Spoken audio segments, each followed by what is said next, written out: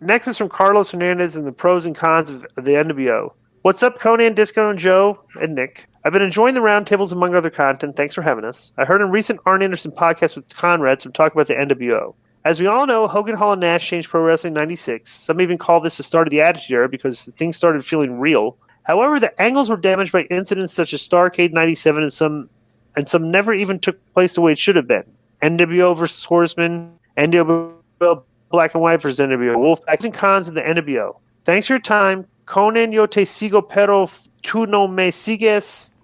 Why are you Disco, thanks for not interrupting me so much during the roundtables lately. It's helped my self-esteem a lot.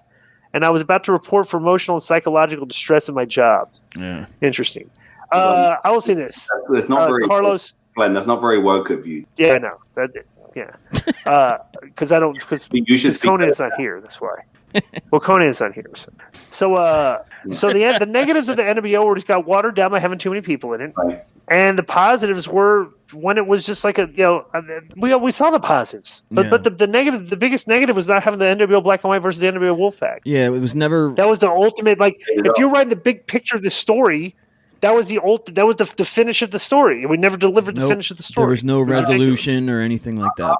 I'll say this. No. I feel like overall, I think people tend to look back at the nWo in a bit of a microcosm, and I think when you see the way, like, I think that the way that WWE historically portray the nWo is better than the actual nWo, like, because WWE take all the best bits and put them all together, and it looks awesome. And I think that over time, people have just gone like, "Oh, remember when wrestling was so great like that?" And it's like, yeah, like, it was great, but I remember as a fan, like, seeing a lot of, like, really long-winded in-ring promo segments and just really not being into it. Like, I'm just keeping it 100. Like, when I was a fan, I watched, like, Raw was always top priority for me, even when WCW was, winning, because I was like, I don't really, half the time they were sort of referencing stuff that I didn't really understand, and it just was very long-winded, and I hope that he doesn't take offense to this, but, like, because I like Eric and I have a good relationship with him, but I understand he was a good heel, like, and he was really good at sort of being that annoying, like, he got real, and I'm sure that in the arenas and with your everyday, like, Joe Six-Pac at home, he had really good heat. But I personally, and this is just me talking, I remember, like, as a kid watching this, Joe, you're laughing because you know where I'm going with this. Yeah.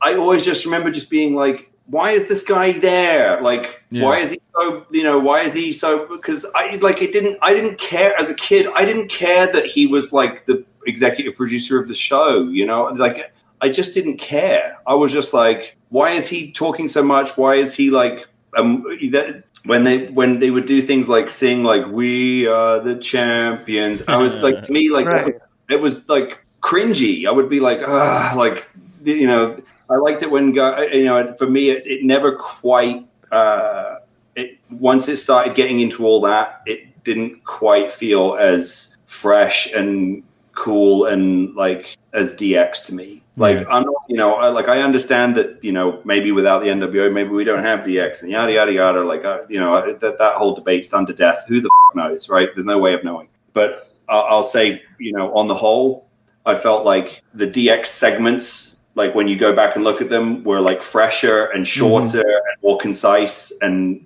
and for me, like, that's what kept me as I'm just saying, when me and my mates would go to high school, like, we were all wearing DX shirts, or, we weren't wearing nWo shirts because we all felt like that stuff was just kind of like, it got old quick. Ran its course, yeah. That's all. But just real quick on that, the anger really changed its tone when Eric turned heel and joined them, because he then rendered Ted DiBiase obsolete. Ted was the manager of the nWo for the first 6 months, and it kind of still ran along with that ex-WWE guys. He's the $1 Million Man, whatever.